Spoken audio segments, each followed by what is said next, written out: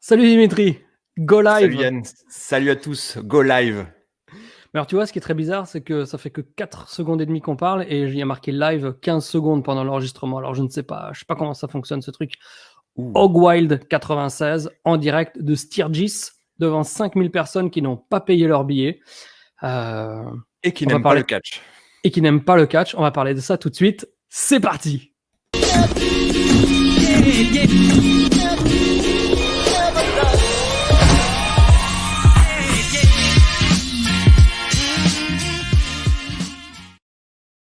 Quel plaisir ce robot quand même.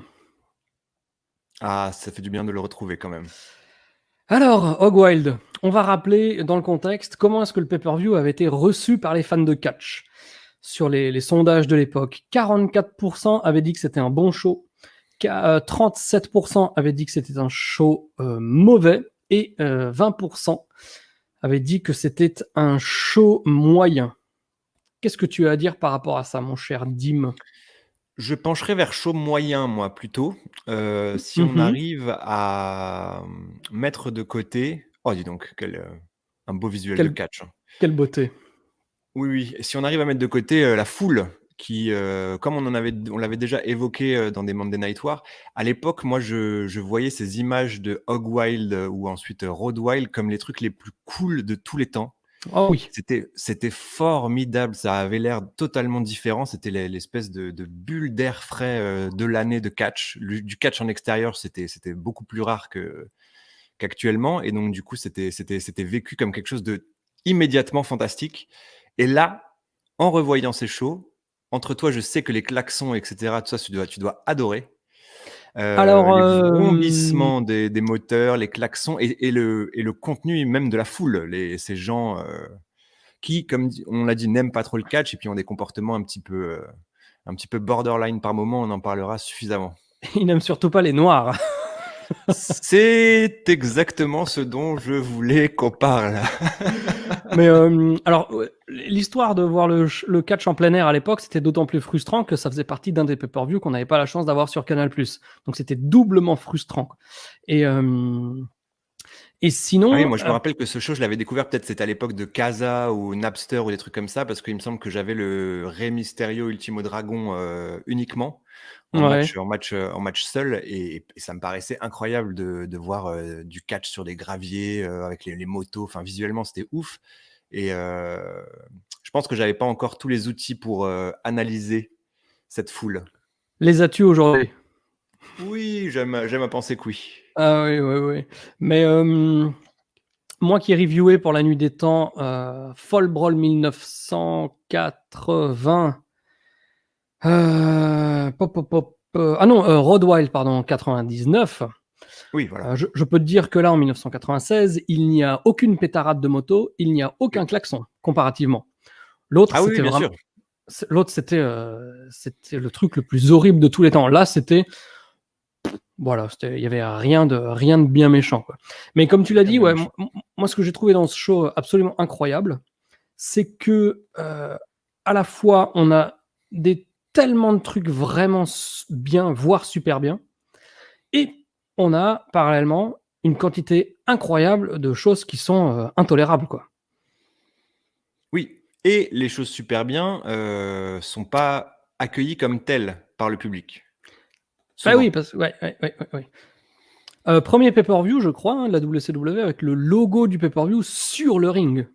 Exactement. J'ai pensé à toi parce qu'on avait dit que c'était bien plus tard, et en lançant le show, je me dis: «Ah, encore une fois, Wrestling Clinic, dans son intégralité, se sont trompés». Oui, bah écoute, oui, le décor, c'est sûr il était bien. Alors, le show commence direct avec. Ah putain! Ah, ça, je suis content qu'on puisse faire un point mode, là. Parce que là, il y a beaucoup de choses à dire, hein. Alors, on a à droite le daron, à gauche, on a, bon, on va dire allez, attends, alors, il faut que je surveille les mots que j'utilise parce qu'après tu fais la gueule pour tout et n'importe quoi. On va Mmh. dire Mmh. le mec qui vient du barbecue. Ça, Et, c'est Schiavone, ça? non, non, non, à gauche. Et Ah, OK. au milieu, on a un enfant qu'on a obligé à se déguiser pour l'anniversaire de son copain. Oui, c'est ça, c'est ça. C'est exactement ça. Mais moi, il faut saluer l'ensemble en jean bicolore là de Dusty avec là on ne les voit pas, mais les bottes de cow-boy. Et c'est un short, hein, ce n'est pas un pantalon, c'est un short. Tout à fait. Donc franchement, il est incroyablement grand. Mais par contre, il a l'air d'un adulte qui sait ce qu'il fait. Alors que Schiavoni, tu as effectivement l'impression qu'il est déguisé. Oui. Alors, est-ce qu'un adulte qui sait ce qu'il fait... Alors, est-ce qu'il sait ce qu'il fait? Non, mais c'est totalement assumé. Tu vois que Dusty s'habille comme ça, c'est son look. Alors que Schiavoni a l'air d'effectivement d'aller à l'anniversaire de Kevin au McDonald's. Oui. Premier match du pay-per-view, Rey Mysterio contre l'Ultimo Dragon, 12 minutes, avec Rey qui arbore fièrement, j'ai pas de photo de ça, la tenue de WCW NWO Revenge, World Tour Revenge. Oui, dans les deux, peut-être qu'il avait celle-ci même, je pense. Oui, Ouais. tenue de Spider-Man, inspirée par Spider-Man. C'est la première fois, je crois, qu'il a des inspirations de comics qu'il aura pendant. En tout cas, des inspirations de pop culture qu'il aura pendant toute sa carrière. Que bois-tu? Du vin. C'est pas vrai. Non. Du jus de Euh, cranberry. un jus de, alors, fraise, pomme, Aphonia, c'est quoi Aphonia? Myrtille, quetch peut-être aussi, un truc dans le genre. Alors, toc toc toc.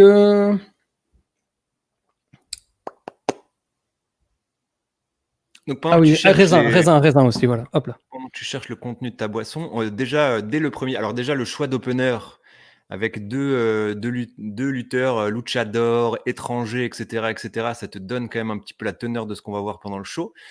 Parce que il boue Ultimo Dragon immédiatement quand il est annoncé du Japon.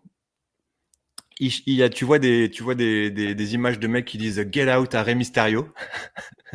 Tu vois, il y a un chant USA Oui. immédiatement à la cloche. Et Mais aussi, au début alors, du match, justement. parce que attends, c'est ça quand même le point qui te dit ah merde, putain, le public va être quand même incroyable. Il y a une poupée gonflable qui vole dans le public pendant le Oui. début du match. Un peu en mode beach ball 20 ans avant. Mais là, c'est une poupée gonflable à caractère sexuel, hein, clairement, d'une femme qui vole. Mais alors, est-ce qu'il y a des poupées gonflables à caractère non sexuel? Oui, effectivement, effectivement. Mais je veux dire, elle est en lingerie, etc. Elle est sexualisée, cette poupée, tu vois. C'est pas une petite Oui. poupée. Oui. Alors, le chant USA. Dis-moi. On va beaucoup se marrer pendant cette review, je le sens. Ouais, c'est pas mal. Le chant USA, donc sur un match mexicano-japonais. Rétrospectivement, quand on verra la réaction pour les Harlem Heat, on peut se dire que ça peut être un espèce de semi-racisme primaire. Mais moi, Oui. je me dis que peut-être que c'est encore pire que ça. Que ils sont tellement mongoliens qu'ils chantent USA pensant encourager Rey Mysterio. Ah, tu penses que Rey Mysterio est vu Moi, je l'ai perçu comme ça. comme Que étant les mecs, local? Un mec du oui, enfin, Dakota? en tout cas, non japonais. Et donc qu'on va encourager à coup de USA. Moi, honnêtement, je Il l'ai a les dans mes couleurs notes. aussi, hein. Il a les couleurs. C'est vrai. Dans mes notes, au début, j'ai commencé à écrire en me disant ah, les mecs, ils se moquent des étrangers en disant USA. Et très vite, je me suis dit, enfin, je sais pas pourquoi, j'ai perçu le truc comme en fait de la bêtise profonde, voulant encourager le Mexicain. En tout cas, Franchement, là, désencourager le Japonais. oui, d'être contre. Après, ce qu'il y a, c'est que je sais pas si c'était prévu comme ça parce que Bam. voilà.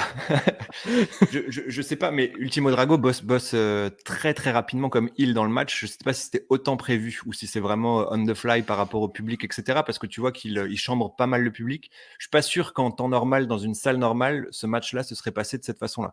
Et tu vois pendant tout le show que ça sera une constante, c'est que les catcheurs vont quand même pas mal évoluer et faire évoluer leur catch en fonction des réactions de la foule, qui est vraiment très très très particulière ce soir. Il faut quand même le prendre en compte Oui, dans qui en quasiment tout tous les cas, matchs.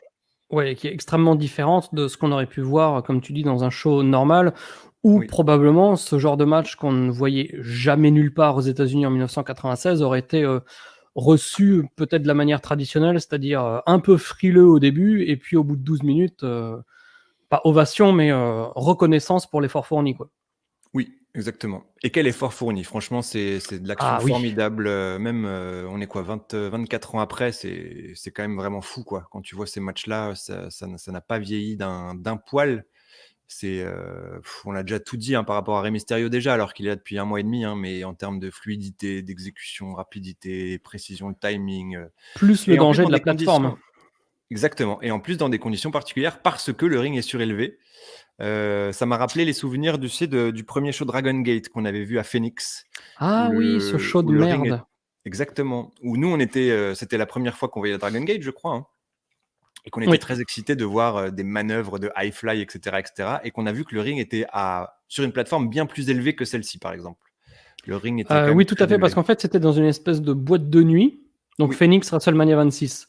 Dans une espèce de boîte de nuit. Et donc le ring était placé là où il y avait la fosse à danse. Donc le ring oui. était déjà placé sur un estrade une estrade, j'en sais rien, de au moins 1 mètre, je dirais. Oh, je dirais, moi, là, franchement, je pense que là, ça fait 1 mètre, mais je pense qu'à Phoenix, c'était un peu plus. Et que justement, quand on s'était assis, on s'est dit, merde, putain, il y aura absolument pas de voltige à l'extérieur, pas de dive ou quoi que ce soit, parce que c'est pas possible, tout simplement. Oui, parce que les mecs, à chaque fois, ils auraient sauté 3,50 m dans le vide, quoi. Oui, c'est ça. Et donc, Et je me effectivement, on rappelle, dès qu'on était a. assis, on s'était dit, putain, merde, ça va quand même les cantonner à un truc un peu plus. Ah, putain, il a souri en blague asiatique. Ouais, ou alors Eric. Mais bon, oui, c'est vrai. Bon, après, c'est vrai que tout le show était très bizarre. Il y avait une foule. Moi, j'étais surexcité par ce show. Toi aussi à l'époque, je me rappelle. Ah bah oui, bien Mais, sûr. c'était ça avait tourné en catastrophe et il y avait la plus grosse intermission de l'histoire du catch, quoi. Où il y avait plus d'1 heure d'intermission, il me semble. Oui, oui, on aurait mieux fait d'aller à Taco Bell ce soir-là. Oui, c'est vrai. D'ailleurs, C'est vrai. tiens, ce matin, on a validé notre appart en Roumanie. Ah, quel est le lien avec Taco Bell? Eh bien, c'est que on sera dans une très belle zone avec un grand centre commercial, des lacs, 9e étage avec vue sur toute la région et la forêt. Et dans le centre commercial, il y a un Taco Bell dans le food court. On avait eu un incident de Taco Bell, me semble-t-il, Alors, avant c'était ou sur. après ce show de Dragon Gate, mais c'était à Je, Phoenix qu'on avait eu je sais. l'incident de Taco Bell. Qu'est-ce que tu entends par incident? L'incident de, rougeur plus dégoulinade plus nécessité d'aller aux toilettes très rapidement et Pour ça nous toi? concernait non, non, tous les 3. On Ah avait bon? eu tous les 3. On était avec Ishtou et donc on avait eu tous les 3 le problème et moi je me rappelle que je faisais le malin parce que j'étais, passé entre les gouttes et que je disais: «Ah cool, moi je vais pas chier» et C'est pour finalement ça que tu c'était avais lui mis un aussi. kawaii? Pourquoi? Ah j'avais un kawaii, c'est ça? Ah oui, Ah, tu c'était avais une c'était ouais. espèce de veste, je sais pas quoi là, enfin un kawaii. Et moi je disais kawaii et Non, ça te foutait hors de toi. Tu disais: «Oh, c'est pas un kawaii, putain, c'est non, je non, sais pas quoi». c'était une veste, un peu brillante comme ça, un peu en matière kawaii mais ça ne protégeait pas de la pluie. Ah oui, un kawaii, voilà. Donc tu voulais passer entre Voilà, les gouttes kawaii, grâce à voilà. ton kawaii. Les gouttes de chiasse. Exactement. Les coups de chiasse. On avait quand même bien rigolé à Phoenix Oui, pour et les d'ailleurs, en 4 ou parlant de 5 Taco jours, Bell, la plus grosse anecdote, c'est qu'aucun Taco Bell, au bout d'un moment, on ne trouvait plus de Taco Bell ouvert après 22 h. à Phoenix? Oui. Ah ça je ne me souviens plus. Oui, car tu n'étais pas en charge du roulage et de la géolocalisation. Oui voilà, moi j'étais en charge de oui c'était, il y avait le magnifique, comment s'appelait la radio qu'on écoutait tout le temps? K-Love, Positive K-Love. Energy. K-Love. C'était une radio, évangéliste. Ouais. Bref, donc le catch, franchement c'est super. Oui, et ça continue bien parce qu'il y a Ice Train contre Scott Norton, mais j'étais déçu parce que le match n'a duré que 5 minutes. Oui, moi j'étais déçu par l'angle de la blessure là à l'épaule, Alors qui oui, a qui a quand même parce que enlevé au match. oui, oui, oui, d'accord, mais au-delà de ça, je veux dire, c'est quand même la blessure qui date du 12 juillet, quoi, ou 15 Oui, juillet. oui. Tu vois, voilà, on est le 10 août. Oui, oui, oui, bah, la logique, comme dit, on ne la prend quasiment plus en compte dans ces trucs, mais dans les Tac. faits, moi, j'aurais voulu, alors pour ne pas dire cantonner, là, du coup, c'est pas ça les a enfermés dans un truc. C'est-à-dire que là, vu le fait qu'il y a la blessure de Ice Train, donc à l'épaule, tout le match il y a beaucoup plus de travail au sol, on bosse sur le bras, il s'acharne sur l'épaule et cetera. Moi, je voulais un match, entre 2 bêtes qui se mettent des German et des power moves, tu vois? Pas Mmh un mh. match où Norton domine son adversaire qui est affaibli. Donc je trouve que Oui, déjà, dès le départ, ils étaient un petit peu niqués avec cette histoire d'épaule. Un peu déçu parce que moi j'aime beaucoup Ice Train et là c'est vrai que à cause de ça on l'a pas vu faire grand chose. Donc oui, très court, Ouais, rien de bien c'est vrai que méchant.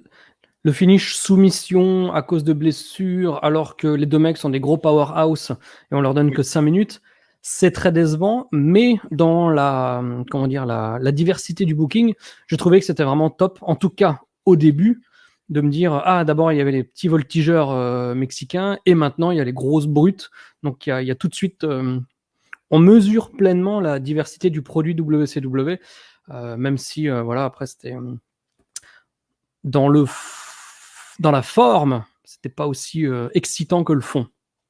Non, oui. ou l'inverse, on s'en fout. Si dans la forme c'est pas excitant, aussi excitant que le fond, Ouais. je crois. Ouais, un peu déçu. Un peu déçu et donc cette séparation franchement on en a un peu rien à foutre quand même. Oui, tout à fait. Bah, en plus, elle a même pas été buildée, quoi. C'est Oui, un jour ils se sont poussés et la semaine d'après ils étaient séparés et feudés avec un match déjà prévu à Hog Wild. exactement. Ensuite, on a une espèce de clip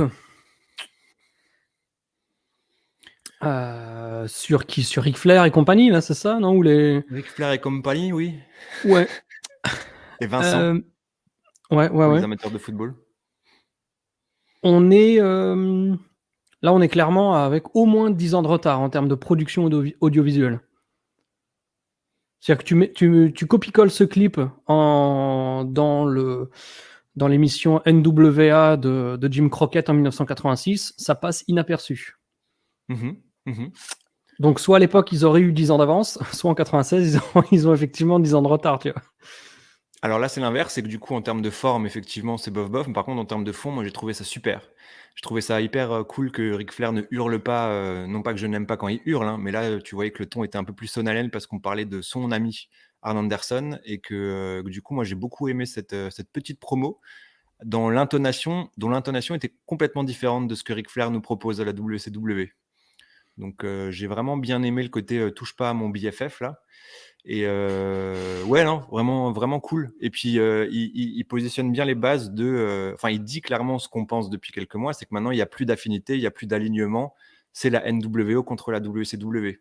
Mhm. Et ça, c'est plutôt cool. Et il dit voilà, maintenant, s'il faut que je fasse équipe avec le donjon, avec je sais pas quoi, maintenant, on a un ennemi commun, tous.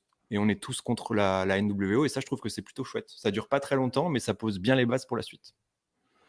Oui, mais je reproche toujours le truc que j'ai reproché déjà lors du dernier Nitro, c'est que certes, on a attaqué le meilleur ami de Ric Flair. Si maintenant son souci c'est la NWO, qu'on Oui. fasse que la NWO soit son souci. Point. Mais pas qu'on fasse le double truc NWO et aussi champion US, blabla. Parce que là, c'est un rôle et c'est une. Oui, c'est vraiment un rôle et une responsabilité qu'il a absolument pas besoin d'endosser. Et parce qu'il bénéficie de rien en ayant la ceinture US. Enfin, même au contraire, j'ai envie de dire. Ah mais ça, de toute Donc il façon, on l'a fait. dit dans le oui, on l'a dit dans le show précédent quand il l'a gagné, c'est que là, tu sens bien que justement dans le début de l'angle NWO, il a du mal à trouver sa place. Et d'ailleurs, même si là, tu as l'impression qu'il va être incorporé. Et là, d'ailleurs, quand tu vois ce show, tu te dis putain, ça va être trop cool, il va y avoir les Horsemen contre la NWO et ça va être une rivalité qui va durer pendant je sais pas combien de Oh, temps, tu vois. Ça va peut-être pas à être le Fall cas. Brawl. Oui, mais ça sera jamais, enfin, je pense, ça n'a jamais été aussi bien que ça aurait pu l'être, tu vois.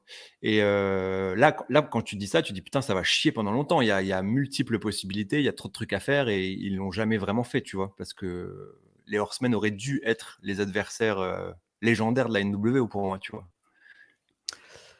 Oui. Ne trouves-tu pas? Ensuite. Et Oui, donc oui, oui, on oui. disait que là, Ric Flair ne trouvant pas vraiment sa place dans tout ça, ils lui ont donné un titre histoire de dire bon bah ça va t'occuper à côté, tu vois. Mais c'est vrai que là sur ce show par rapport à son match contre Eddie Guerrero est même pas mentionné dans la promo par exemple, effectivement. Bah oui, parce qu'il a. Là, comment dire? C'est un peu l'iceberg et le bateau, tu vois. L'iceberg, c'est la NWO et le Oui, match US, c'est le bateau. Bah voilà, laisse le bateau voguer, on n'a pas besoin d'en parler, quoi, parce que ce qui nous oui. intéresse, c'est l'iceberg. Ce qui nous intéresse, c'est la Battle of the Bikes. Battle Allez. of the Dykes. Ah 5 putain. minutes entre Bull Nakano et Madusa. Alors, donc, Madusa, elle vient en Harley Davidson. Bull Nakano vient en moto japonaise, car comme on l'a déjà dit à Nitro, normalement, Voilà.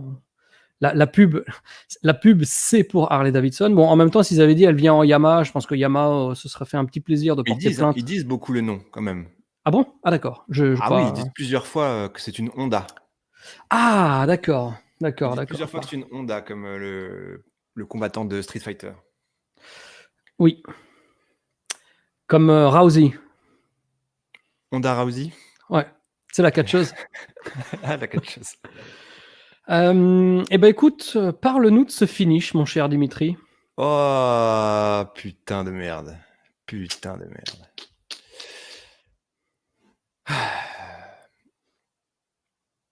Backdrop driver Mhm. de Bull Nakano, Oui, maintenu en ponté. oui. 1, 2.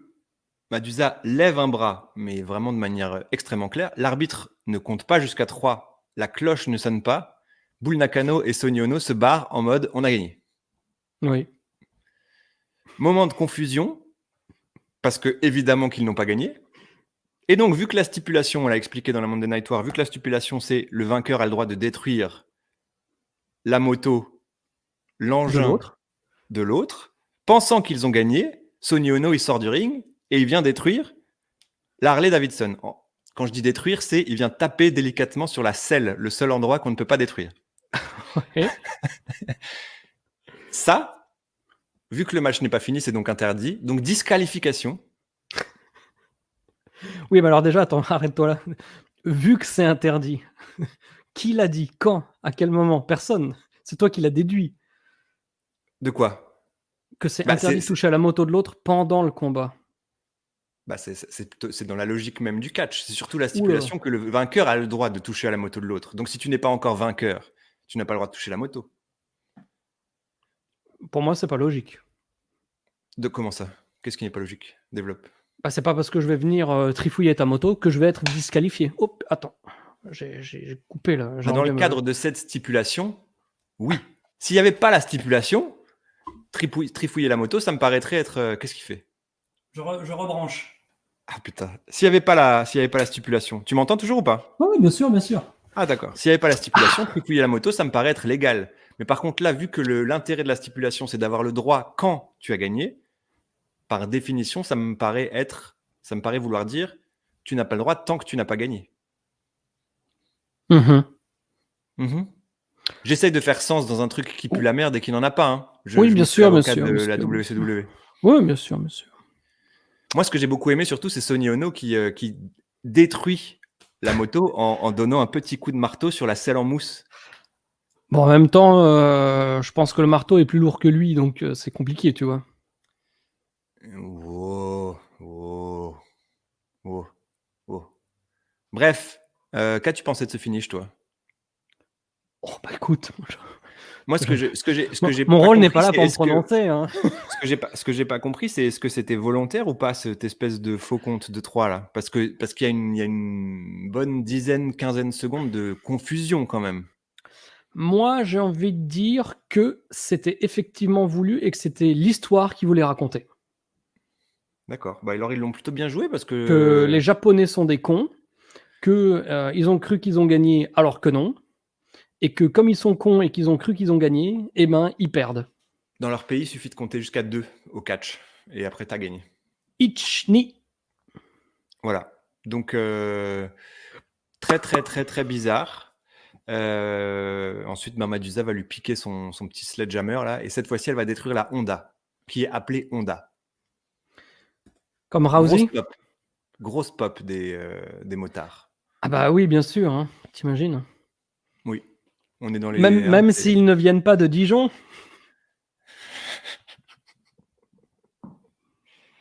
les motards de Dijon. Ouais, quand même, tout ça pour ça. Hein. C'était pas mal cette petite storyline entre Bull Nakano et Madusa.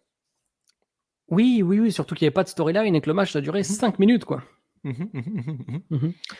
Le prochain Alors, match ne durera pas 5 minutes. non, mais avant le prochain match qui dure pas 5 minutes, on a toujours dans la lignée de l'américain dans toute sa splendeur, on a Rick Steiner qui fait de l'ordinateur. Mais alors là, c'est Alors attends, je cherche avec qui. J'ai envie de dire, c'est la gendarmerie qui rencontre la maternelle, quoi. La maréchaussée. D'accord. La gendarmerie qui rencontre la maternelle, très bien. Ah non, mais Ah ouais, l'autre ouais. avec ses bras là, qui fait du tchouk tchouk tchouk. Et en plus, alors, quand le mec tape son procès verbal, il fait quand même tchouk tchouk tchouk, tu vois, ok. Mais Rick Stariner, en plus de faire le gendarme, tu vois qu'il fait complètement semblant Oui, c'est de faire ça. tchouk tchouk tchouk. Donc c'est triplement ridicule. Ça a son charme. Moi, ça fait partie des moments divertissants quand tu regardes en 2020. Ah oui, c'est sûr que là, voilà, on comprend beaucoup de choses, hein. Bon, et donc, alors après, vu que la WCW sait parler à son audience live, hein, du coup, donc là, on a eu un Japonais contre un Mexicain, des grosses brutes qui ne se frappent pas comme des grosses brutes, un Alors match de meute. très étonnamment, la foule ne s'était pas insurgée contre Ice Train, qui est un noir. Oui, je pense qu'à ce moment-là, ils en avaient vraiment rien à foutre Ou de ce qui alors, se passait. est-ce que finalement on leur attribue un racisme primaire qui n'a pas lieu d'être et qu'en fait c'est le talent des Harlem Heat qui fait qu'ils ont créé la réaction de la foule. Bah, si je n'enlève rien au talent des Harlemites, mais là, ils n'ont vraiment rien fait pour créer cette réaction hostile quand même, à part d'être visiblement les champions avec un épiderme un peu différent. Plus de mélanine. Plus de mélanine, tout à fait, plus de mélanine. Mais oui, donc ça, on en parlera largement plus tard. Mais donc là, on a, après les femmes qui n'ont Les intéressé hommes. personne, après les luchadors qui n'ont intéressé personne, on a un match, un petit chef-d'œuvre en soi, quand même, mais Ah qui ne fait en bah, rien réagir le public, quoi. C'est une démonstration technique qu'il fallait sortir à tous les endroits du monde, sauf à Sturgis Motorcycle Rally. oui, le match dure 27 minutes entre Dean Malenko et Chris Benoit. 27 minutes, pourquoi? Parce qu'en fait, les gars, ils ont fait comme un Fall Brawl 95, dont vous retrouvez aussi la review sur l'abonnement, où il y Mmh. avait eu le match Johnny B. Bad contre Brian Pillman avec 2 prolongations. Et bah là aussi, match de 20 minutes, match nul, prolongation, 25 minutes, match nul, et reprolongation, 2 minutes de plus. Tu m'expliqueras le concept de rajouter des prolongations, sachant que le but est qu'il y ait quelqu'un qui gagne. Oui. On pourrait en mettre qu'une seule en disant, c'est le but en or. Oui, bah, 2 prolongations, c'est genre. Bah, oui, c'est genre, même une prolongation, ça n'a pas réussi à les déterminer, quoi. Enfin, Elle est départie. déterminer un vainqueur, tu vois. Mmh. Bah, moi, je pense que oui, si on parle de logique toujours dans ces shows WCW, ça serait plus intéressant de dire: «Bon, bah, voilà, maintenant, vu qu'il faut un vainqueur, vous vous battez jusqu'à ce qu'il y en ait un», plutôt que de rajouter 9 prolongations. Aussi, oui, tout à fait. Pourquoi pas, Mmh. pourquoi pas. Ce serait plus Euh, simple pour faire comprendre. Toi-même, tu dis c'est toujours compliqué, le public. C'est un public de débiles aux États-Unis, il comprend pas le catch, etc. Là, ça pourrait être vraiment beaucoup plus simple en disant bon bah voilà, ça continue jusqu'à alors, ce qu'il y ait un gagnant. justement, en parlant de public, ce show, suite à ta très gentille autorisation, je l'avais regardé au début jusqu'à la moitié, en tout cas avec Ishtu. Mhm. Et par rapport à ce match, je vais le citer. Les Américains, c'est pas facile. Ceux du Dakota du Sud, c'est compliqué. Mais alors, si en plus tu leur mets des moustaches sur des motos, 3 petits points. Ouais, ouais. Pour situer le niveau de connaissance catchesque de cette foule qui est donc proche du néant, voire le néant tout simplement, et puis Mhm. aussi le côté, ils sont vraiment pas du tout intéressés par ce match. C'est certainement celui qui les intéresse le moins de tout le show. La foule eut considérablement au moment de l'annonce de 5 minutes supplémentaires. Bah, au-delà du fait que c'est un match propre, intense, explosif, très très bon à tous les niveaux, Oui. qui fait que pour les fans de catch, c'est un réel plaisir. C'est de toute façon déjà trop sophistiqué dans la construction pour que les gens puissent un peu s'identifier avec le combat. Mais en plus de ça, les gars bossent vraiment trop à 50-50. Il n'y a pas de heal, il n'y a pas de face. Donc là, c'est la recette parfaite pour que Oui. ça marche pas. Et malgré tout, la faute revient au catcheur. Désolé La de le faute dire. revient aux catcheurs, même si je pense, on en parlait pendant l'opener, même si je pense qu'ils se sont quand même plutôt adaptés, enfin qu'ils ont adapté le format du match, à cette foule parce que plus le match avance et je pense que ça c'est, au-delà, de ce qu'ils avaient prévu de faire, plus le match avance, moins il y a de psychologie, on va dire et plus il rentre des big moves pour essayer de créer des réactions, en voyant que la foule ne rentrait pas dedans, tu vois? Oui, alors ça, c'est un des trucs les plus ouf parce que, alors Nick Patrick, ton pote, il est rouge écarlate. Putain. Le mec, il est à l'agonie, parce que les gars, ils ont imposé un rythme qui n'a jamais, laissé entrevoir le match nul. Parce que, par exemple, avant, on parlait de Johnny Biban, Mark Mero, enfin, Oui. Brian Pillman. Quand les mecs savent qu'ils vont faire un draw de 20 minutes, en général, il y a 8-9 minutes qui servent à rien. À l'époque de Fall Brawl 95, c'était les 20 premières minutes qui servaient à rien. Mais, Oui. mais là, les mecs, ils partent sur un rythme de 8 minutes à nitro, sauf que ça dure pendant 27 minutes. Ça, c'est un truc assez ouf, d'autant plus que, comme tu l'as dit, ils s'adaptent quand même et que quand tu... Enfin, en tout cas, moi, je l'ai perçu comme ça. Quand tu vois la manière dont ils travaillent et dont ils construisent le match, tu vois que c'est une immense majorité d'improvisation. Et ça, c'est un Ah truc oui. absolument hallucinant quand même. Non, mais tout ce match est hallucinant. C'est vrai que c'est dommage parce que tu te dis: «Putain», pareil, c'est un peu comme l'opener, tu te dis: «Merde, c'est vraiment dommage d'avoir eu ce match dans ce lieu». Parce que là, dans une salle, traditionnelle, même pas forcément une grande, grande ville de catch, mais dans une salle traditionnelle avec des gens qui aiment ça, ça aurait rendu quelque chose d'assez formidable et ça aurait largement, surélevé la note finale ou la perception finale de ce show. Parce que là, clairement, le meilleur match, ne suscite pas de réaction. Oui, d'autant plus que ils ont, une fois de plus, gâché un superbe match avec un finish de merde, avec une triche de Oui, d'ailleurs, Nancy.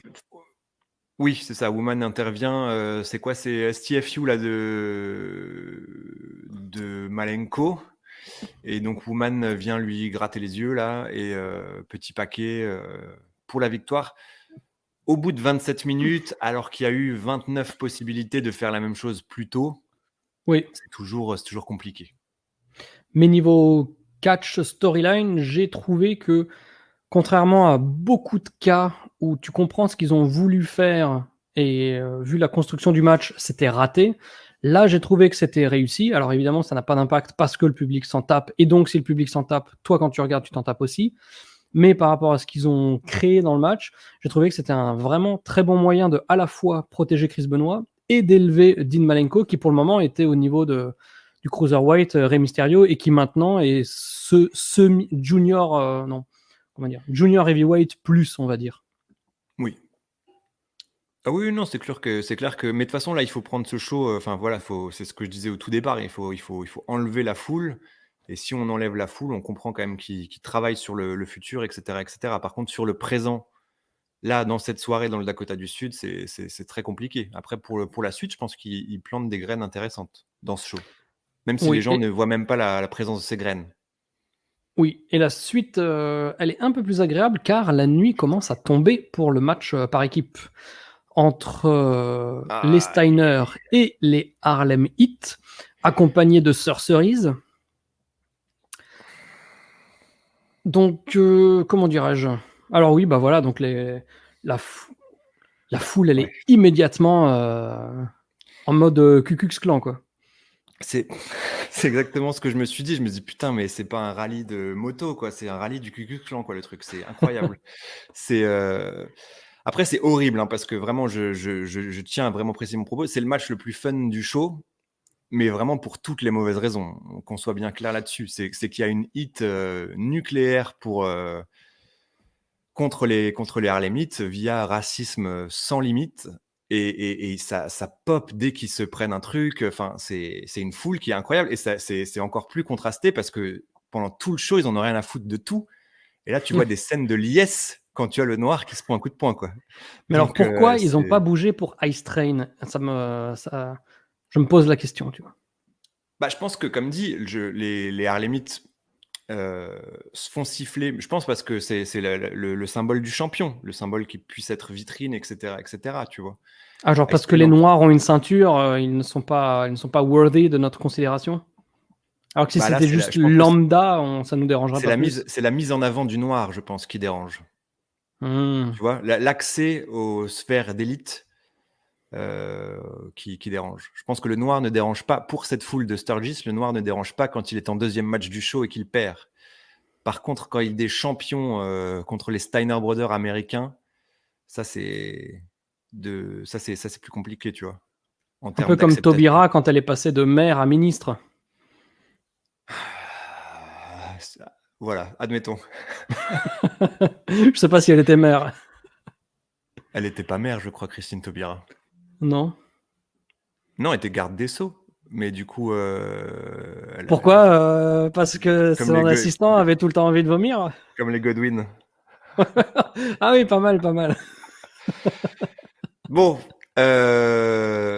chapeau du coup. Et là, par contre, je suis d'accord avec ce que tu disais avant, c'est que au départ, les Harlemites n'ont rien fait et se prennent une hit incroyable. Par contre, dès le moment où ils comprennent, ah putain, ce sont des enculés de racistes qui nous détestent parce qu'on est noir, là, à partir de là, ils enclenchent vraiment un mode qui est vraiment hyper professionnel, c'est qu'ils arrivent à en jouer avec brio. Et que du coup, ça crée encore plus de hits. Là, effectivement, les Harlemites ont beaucoup plus d'interaction avec le public raciste que Ice Train, pour un petit peu justifier ce que tu disais avant. Ice Train ne mentionne, n'est pas, on mentionne pas vraiment tout ça, alors que Harlemites vont jouer dessus et Après, attirer encore plus en plus de haine. Ice Train n'a jamais été un foudre de guerre en termes d'interaction avec le public non plus. C'est ça, parce que là, tu vois que le match met à peu près 5 minutes à démarrer parce qu'il y a des fucks, parce qu'il y a Stevie Ray qui menace de sortir, etc., etc. Oui, puis le match est long, hein, 18 minutes. Oui, oui, oui. Ah oui, non, mais c'est vraiment fun. C'est vraiment le seul contexte du monde où on peut dire que c'est fun. Mais là, oui, toute cette haine a rendu le catch beaucoup plus divertissant. Jusqu'au finish. Jusqu'au finish. Une fois n'est pas Charles Ellie. Une fois n'est pas couture. Voilà. Une fois n'est pas Randy. Ouais. Bah attends, je me suis tapé le finish de merde sur le Battle of the Bike, donc c'est toi qui le prends là. Ah, sympa. Alors, donc Scott Steiner fait son comeback. Et il y a une espèce de triche pour la victoire. Mhm. Il y a une double triche. Non, mais j'essaye de structurer mes pensées parce que c'est pas normal en fait ce qui s'est passé. Il y a. Non, mais. Ouais. Donc, il y a Sir Cerise qui prend de la poudre pour l'envoyer dans les yeux de Scott Steiner. Il esquive. Et c'est un des deux blacks, comme on dit à Sturgis. Impossible de les différencier. Qui se le prend dans la gueule. Et donc là, je me dis, mais quelle daube. Et à ce moment-là, je me dis, ah bah tiens, les Steiner vont gagner. Sauf que non. Non. Sir Cerise. Elle refait. Sir Cerise a un deuxième pot de poudre.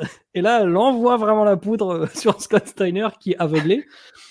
Il est en mode Ghostbuster. Et ensuite, là, le colonel Parker met un petit coup de bâton dans le dos de Scott Steiner, qui pour le coup est KO et perd le match là-dessus. Donc moi, je pense que c'est un petit peu comme la Battle of the Dykes.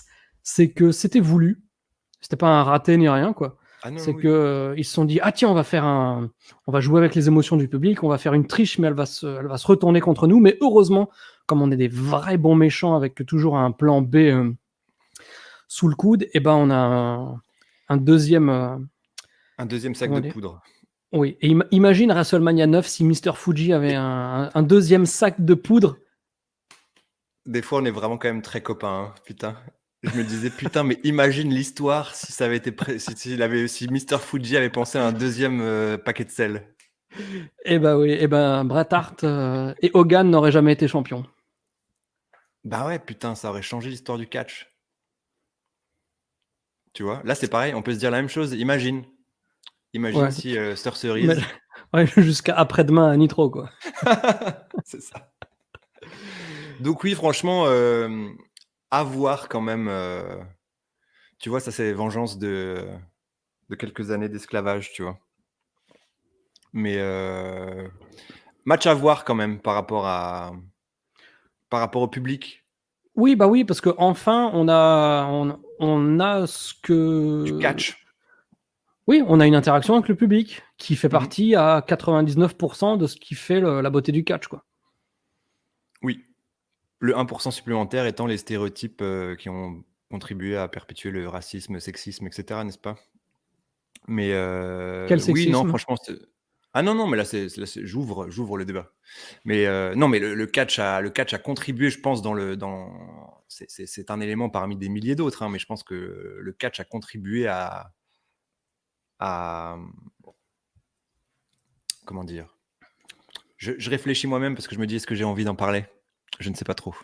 Non, mais vas-y, c'est intéressant parce Non, mais que la question du racisme dans le catch, elle est prépondérante depuis les années 90 et cetera. Quand tu vois des personnages comme Kamala et des choses comme ça, je pense que ça a eu malheureusement un rôle dans la perception des noirs dans la société et cetera. Tu vois?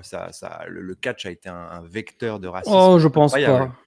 Bah, moi, je pense que si, il y a 1000 choses qui ont été vecteurs de racisme, mais le catch en a évidemment fait partie et je pense que par rapport au sexisme, pour moi, c'est exactement le même problème, tu vois? Il a fallu attendre, Lita et Trish Stratus pour voir des femmes à peu près respectées en tant que potentielles athlètes et cetera et cetera et c'est la même chose pour les gens de couleur. Je pense qu'il y a eu énormément de gimmicks, incroyablement offensantes qui, faisant partie de la culture populaire et cetera, ont forcément laissé des traces dans les imaginaires collectifs, tu vois? Oui, mais alors, qu'est-ce qui a empêché à des femmes d'être des Lita et des Trish avant Lita et Trish? Bah, des bookings, des politiques. On Je n'a pas donné l'espace, tu vois? On n'a pas donné la personnalité. Lita, le truc qui, pour moi, je sais pas si c'est vraiment Lita, la première, mais pour moi, c'était une des premières qui avait une personnalité un peu différente, tu vois? Qui était un petit peu rock'n'roll, qui avait un truc, qui avait vraiment, la gimmick des Hardy Boys, à savoir contre-culture, un peu extrême, un peu machin, qui a vachement plu et c'était la première à qui on laissait cet espace-là. C'était la première qui était pas hyper sexualisée, qui était pas juste une petite poupée avec des gros seins et donc c'est comme par hasard la première que les gens ont vraiment aimée aussi, tu vois? Alors le catch, hop là, les sagouins en vacances. Ensuite, on a un clip Ah, j'ai adoré WCW ça. moto. J'ai adoré ça. Putain, pas moi. Ce que j'ai bien aimé, c'est qu'il y ait pas de strate sociale dans ce clip. C'est-à-dire que tu vois Sting qui est ride et qui est copain avec, je crois que c'est Scotty Riggs. Il y a pas genre les main eventers ensemble et les jobbers ensemble. Tout est très mélangé et tu vois vraiment la camaraderie, qui n'est pas encore touchée par les politics et cetera. Tu sais que ça viendra. Donc, moi j'ai trouvé ça assez rafraîchissant de voir que même les nazes sont copains avec Sting et tout, tu vois? Oui, ou alors c'est juste de la fanfreluche pour faire plaisir à Eric Bischoff, hein, tout simplement. Ouais, je sais pas, mais moi ça m'a bien ça avait l'air très bon enfant. Tu avais l'impression qu'il passait un bon moment, tout ce petit roster de la WCW. Pour de vrai, j'ai 14, bien mi- aimé. 14 minutes pour le titre US entre Eddie Guerrero et Ric Flair. Mmh. Moi, dans mes notes, j'ai mis que c'était une putain de saloperie parce que le match était si cool, bon enfant, Ah efficace, putain, euh, mais qui mais a encore été, woman.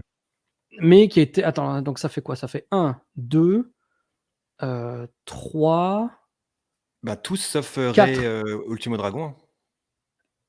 Oui, donc tous les matchs, indépendamment de leur qualité intrinsèque, ont un finish de merde Oui, qui a déjà utilisé, je pense, beaucoup de temps et beaucoup d'énergie à tout le monde pour essayer de l'inventer, plutôt que de faire un finish classique, quoi. oui, oui et Voilà. c'était le match qui avait éveillé ma curiosité par rapport à ta perception et ton ressenti parce que moi j'ai beaucoup, beaucoup aimé et en le regardant, je me dis: «Tiens, est-ce que Yann va l'aimer?» Le Parce que la match. dernière fois que j'ai oui, parce Mhm. que, le match donc, finish mis à part, parce que la dernière fois que j'avais adoré un combat de Ric Flair, c'était contre Arn Anderson. Toi, tu l'avais pas vécu comme tel et Mhm. donc là, je suis heureux de voir que tu l'as beaucoup aimé. J'ai trouvé que c'était vraiment super et dans mon souvenir ou en tout cas dans une idée que j'ai pu me construire, Ric Flair et Eddie Guerrero avaient pas vraiment d'alchimie entre eux. Plus tard à la WWE, ils se sont affrontés aussi. Pour moi, Ric Flair et Eddie Guerrero, il y avait eu un match à Nitro où c'était bof bof, voire, très décevant.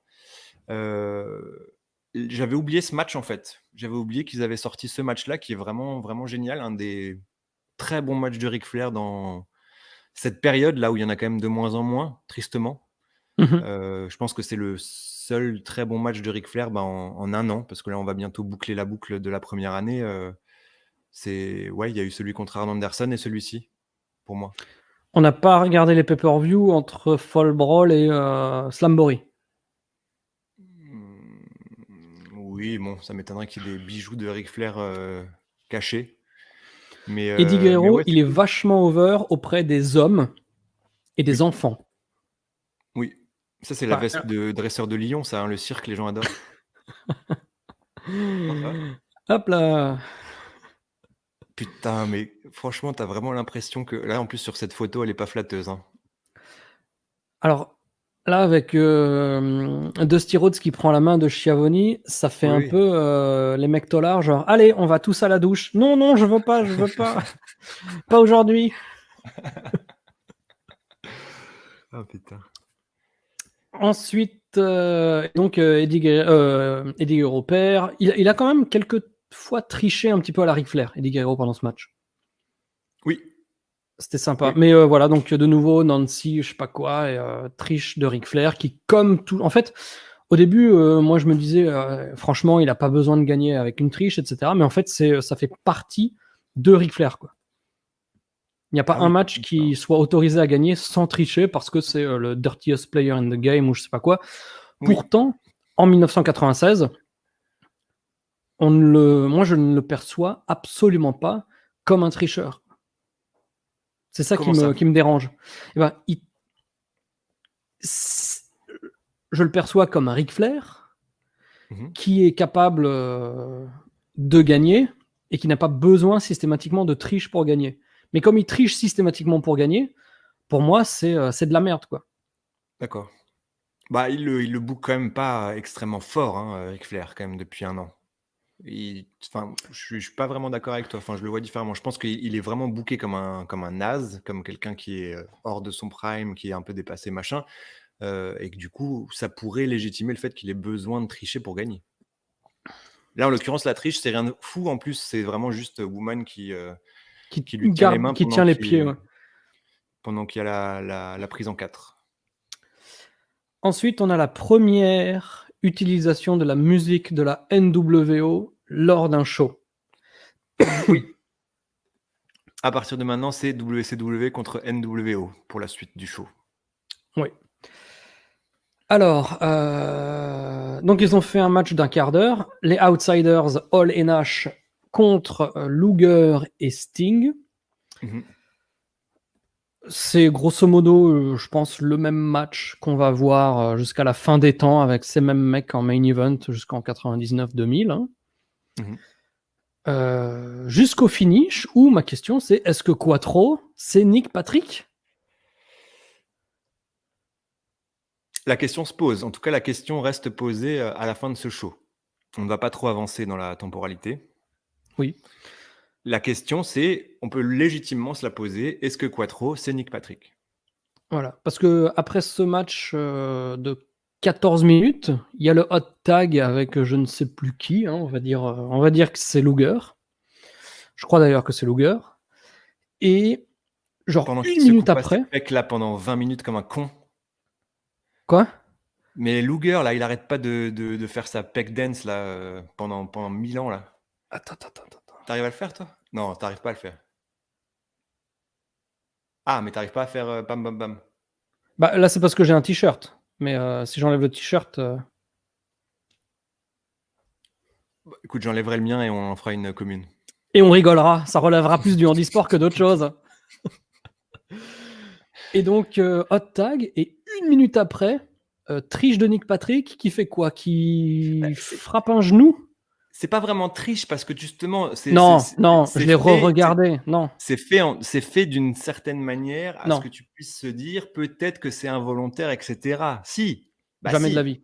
bah Impossible. si. Non, C'est extrêmement mal réalisé, mais dans l'idée, c'est fait pour qu'on puisse se dire: «Il a pris un coup sur la tête et donc du coup, il était ébranlé». Parce qu'il y a le coup sur la tête. Lex Luger soulève, Nash, je crois, en torture rack. En se positionnant pour le torture rack, Nick Patrick se prend les pieds de Kevin Nash dans la gueule et donc là, en étant ébranlé comme ça, il tombe dans les genoux de Lex Luger. Il le fait extrêmement mal, mais il tombe dans les genoux de Lex Luger. Tu peux te dire: «Est-ce que c'est intentionnel ou pas?» impossible. Je pense qu'en tout cas, c'est la réaction qu'il cherche à créer chez nous. Oui, mais bon, je veux dire, s'il faut donner un rôle judicieux pour lequel il faut réfléchir en termes de placement, de crédibilité, de selling ou autre, Mmh. Je pense qu'avant Nick Patrick, il y a à peu près la terre entière, y compris 90% du public, qui pourrait faire un meilleur job que lui. Mhm. Mais bon, Oui. c'est Nick Patrick. Donc Nick Patrick, à ce moment-là, moi, dans mes notes, je me demande, est-ce que c'est Quattro?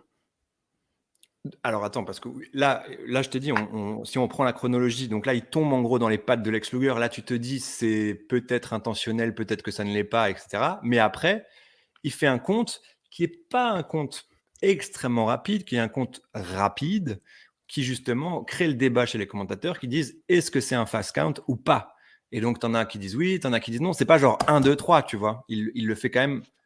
C'est un compte moyennement rapide. En gros, Non, mais en toutes les plus, portes restent ouvertes. ces comptes, c'est toujours de la merde. Il n'y a aucun impact. Donc, comme son compte, il a toujours été transparent et inexistant, pour moi, il rentre même pas dans le débat, quoi. Ce qui rentre dans le débat, c'est ce qu'il a fait avant et ce qui a permis de faire le compte pour ses potes. Qu'il soit rapide ou pas, d'ailleurs. Bah justement, est-il rapide et est-ce que tout ça est volontaire? C'est la question. Bah, c'était volontaire. Tu n'as pas encore regardé le Nitro du lendemain, Mais n'est-ce c'est ce que pas? mais non, mais c'est ce que je dis. Pour l'instant, on ne sait pas. J'ai regardé le catch, tu sais, dans la vie, donc je sais. Mais là, on est le combien? 10 août 1996. Quid de Nick Patrick? Bah, c'est ce que je dis dans mes notes. À ce moment-là du show, est-ce que c'est Quattro? Bah voilà, donc ça veut dire que ce qu'il a fait, ses actions, peuvent laisser, des questions en suspens. Tout à fait. Ce qui veut Bah voilà, bah on dire, est d'accord alors. oui, mais à partir du moment où on se pose la question, c'est que c'était pas, c'était pas par aveuglement ou étourdissement, quoi. Bah on ne sait C'est pas, comme c'est ce ça la question. matin, Oana, elle m'a dit, je crois que j'ai mal à la tête. Je lui ai dit, Ah, ça veut dire que tu n'as pas mal à la tête. Parce que si tu as mal à la tête, tu te poses pas la question. Tu sais que tu as mal à la tête.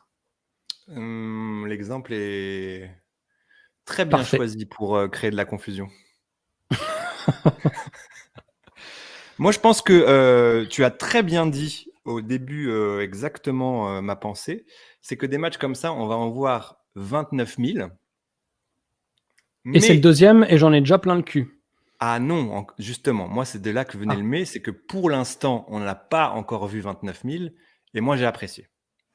Moi, les mecs m'ont déjà saoulé avant le début de Bash at the Beach, je te le dis. Ah ouais, non, moi, j'ai trouvé que c'était cool. J'ai trouvé que Ole Nash était vraiment formidable là, dans leur rôle de connard, avec leur pire papier-ciseaux, les crachats, les mind games, ils arrêtent pas de se marrer, ils sont vraiment les cons. Enfin, ils sont suffisamment ils sont suffisamment menaçants pour être crédibles et ils sont suffisamment connards, pas sérieux pour vraiment appuyer le côté heel. Donc ça, j'ai bien aimé.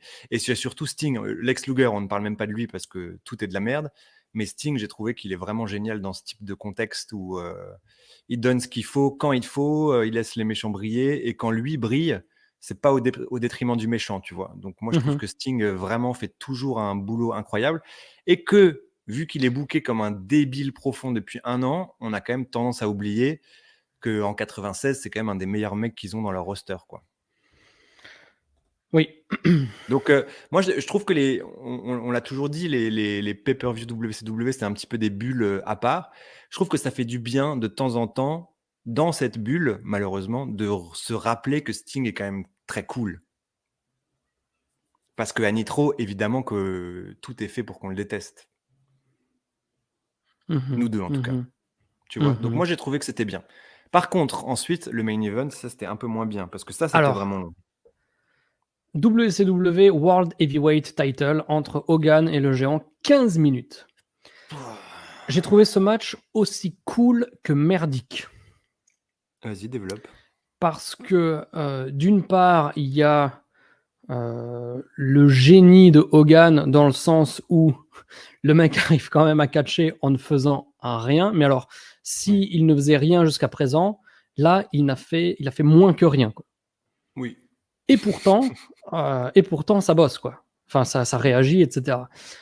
Quand je dis moins que rien, c'est quoi? C'est que, je vais pas regarder le timing, mais grosso modo, les mecs, au début, ils s'étudient pendant genre 5 minutes. Oui. Genre Ah oui, oui. 5 minutes. C'est du catch de Auchan, quoi. C'est la VS. La VS à Auchan, comme dirait Ishtou. Ishtou. Qu'on C'est va vraiment du jeu peut-être avec la foule, etc. qu'on va peut-être d'ailleurs recevoir pour une review à 3 pour SummerSlam 2000. Oh putain, mais alors ça, mais comme j'ai hâte. Vous aussi. Vous aussi, vous avez hâte, vous le savez même pas encore. Ouais. Ça, ce sera pour la clinique publique. Ah oui. Ah oui. Et donc, après comment dire, étudiage, comment on dit? Étude, voilà. Oui, tout à fait. De 5 minutes, les mecs enchaînent avec une prise de force de 5 minutes. Mhm. J'ai trouvé ça absolument génial. C'est WrestleMania 8 all over again. Ouais, Et C'est après intéressant de ça, voir, excuse-moi, pardon de démarrer presque en même temps que toi, mais c'est intéressant de voir comment c'est le premier match de l'histoire où Hogan est heel, donc ça a quand même une signification. Et tu vois que c'est intéressant de le voir bosser en tant que heel, parce que tu te dis, être heel, ça implique infliger de la hit, avoir un certain moveset, enfin avoir des moves à pouvoir placer pendant la séquence de domination. Comment va faire Hogan? Et donc tu as tout à fait répondu à cette question. C'est-à-dire, il fait rien. il fait rien. Et donc ça, voilà, moi j'avais ma question, enfin j'aurais pu me poser cette question à l'époque, genre comment va bosser Hogan en tant que heel? Et ben il va encore moins bosser qu'avant.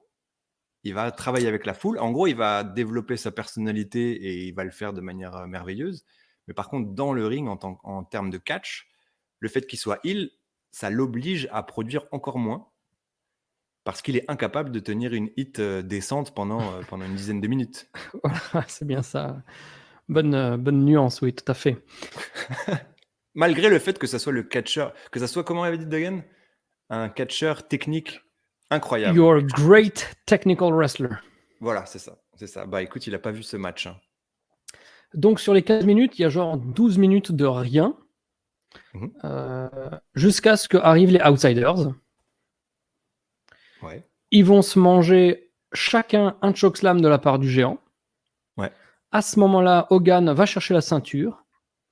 Il met un coup de ceinture sur le géant, grosse pop, parce que je pense que Hogan, les gens n'ont toujours pas compris que, surtout que eux qui ne suivent pas le catch, pour eux, Hogan, c'est le Hogan qu'ils connaissent de la pop culture, quoi. Donc le blond à moustache qui fait du catch. Donc coup de ceinture, il gagne, énorme pop. Bah oui, c'est ça. Mais ça correspond à tout ce qu'on a déjà dit dans plusieurs matchs différents, c'est que c'est un horrible choix de mettre ce show, et là, en l'occurrence, ce moment précis, devant cette foule. Oui, et d'autant plus que, on n'est pas au bout de nos surprises, hein, le show n'est pas terminé, loin de là. Oh, mais si en plus l'élément clé de la victoire de ton main event, d'autant plus que là c'est NWO, Hogan, machin truc, c'est une triche, tu ne fais aucune triche pendant ton pay-per-view, dans les autres matchs. Alors qu'on en a eu 3 consécutives, un truc décevant et une daube, c'est-à-dire 5 finishes pourris, qui ne sont pas des finishes clean. Oui. Oui, vraiment. Entièrement d'accord. Et après ça, on a soit Quattro, soit Cinco. Putain, mais oui, peut-être que Nick Patrick était Cinco en fait. On sait pas. T'aurais dû le rajouter sur le visuel. Ah bah oui, écoute. Ah t'inquiète, on aura suffisamment de... Bientôt je vais mettre, je sais pas comment on dit 32 et 33 là, mais je vais mettre tout ça sur les visuels NWO d'ici 3-4 mois. Et donc en fait, on a le Bootyman qui arrive Virgile déguisé. Et comment on dit, Trenta et Quattro. Ouais, voilà. On a le Bootyman qui arrive déguisé en NWO avec un gâteau d'anniversaire, car c'était l'anniversaire de Hogan, soit aujourd'hui, soit je sais plus quand. Demain, c'est demain. Demain, voilà. C'est le 11 août.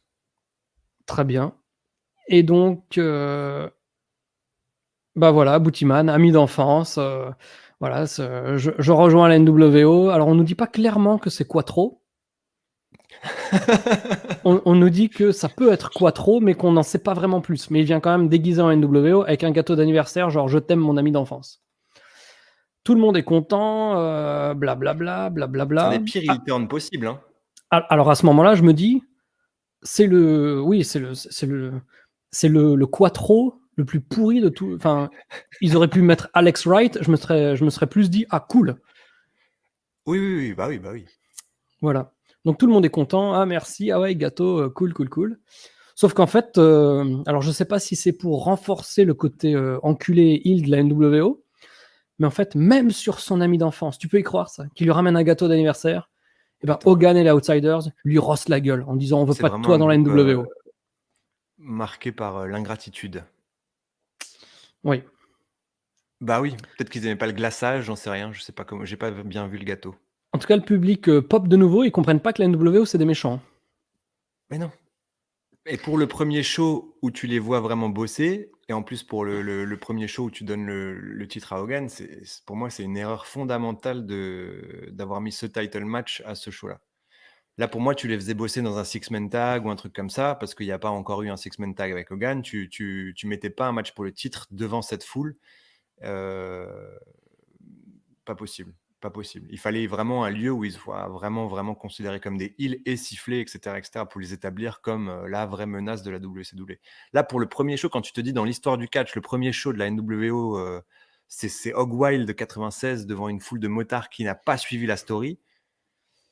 Pour moi, ça coince grandement. Redis-le-nous devant le micro là. Grandement. Grandement. Et donc, c'est la fin du pay-per-view, mais ce qu'il faut noter, c'est que le géant qui s'était pris un coup de ceinture, Ah oui. il y a 5 minutes, le mec, il est toujours allongé par terre, il n'a pas bougé d'un centimètre. Donc le gars, visiblement, il est en coma profond, quoi. Ouais, bah tu sais, la NWO, c'est sérieux, hein, leurs attaques, franchement, elles créent des dégâts. Hein. Va demander ça à Scotty Riggs. C'est qui va faire du dégât? C'est le Big Boss Man. Ah ouais. Royal Rumble 92. 12, ouais. C'est ça? Alors lui, il va faire du dégât. Voilà, donc c'est là-dessus qu'on finit ce Hog Wild. Tu oublies le détail marquant et identitaire de la NWO. Ah bah oui, ils vont peinturlurer la ceinture avec marqué NWO dessus pour se l'approprier. Oui, donc c'est plus la propriété de la WCW. C'est quand même un petit moment de légende quand même. Oui. Moi, je trouve que c'est une des meilleures idées de l'histoire du catch. Oui, c'est... Ah non, franchement, là, taguer la ceinture, c'est... Comme tu dis, c'est symbole d'appropriation, c'est symbole de manque de respect complet, c'est symbole de différenciation totale. Enfin, c'est une idée merveilleuse de taguer cette ceinture. Et en plus, ils ont eu la chance d'avoir une ceinture grande et large qui laisse... Parce que la Eagle Belt de la WWF, pour écrire, même ne serait-ce que pour écrire DX dessus, il n'y a pas trop la place, tu vois. Oui, t'imagines maintenant si tu devais taguer ça sur la nouvelle ceinture de champion US de la WWE, tu ne pourrais même pas trouver de la Times New Roman Police 12, ça ne rentrerait pas, tu vois, tellement il y a d'informations. WWE US Title, je ne l'ai pas en tête. Bah, elle vient d'être, c'est une nouvelle là pour Apollo. Alors, c'est le machin un peu en hexagone là? Je sais plus. Je crois qu'il y a aussi un aigle et un drapeau américain, quelque chose comme ça. Oh là là! Je l'avais vu et je m'étais dit putain, qu'est-ce qu'elle est moche. Et depuis, je ne l'ai plus revue. Mais il y a beaucoup trop d'infos. C'est des ceintures qui sont horribles là. Toutes les ceintures WWE en ce moment sont horribles. Est-ce que les enfants qui découvrent... Bah oui, non, il n'y a pas d'enfants qui découvrent le catch aujourd'hui. Donc voilà, j'ai répondu à ma question. Voilà. Merci bien. Voilà. Eh ben écoute, Dimitri Hog Wild, c'était un plaisir. Hein. En plus, on arrive à 1h15 d'émission. Le temps imposé maintenant par Ishtou, il veut pas que ça dure plus longtemps.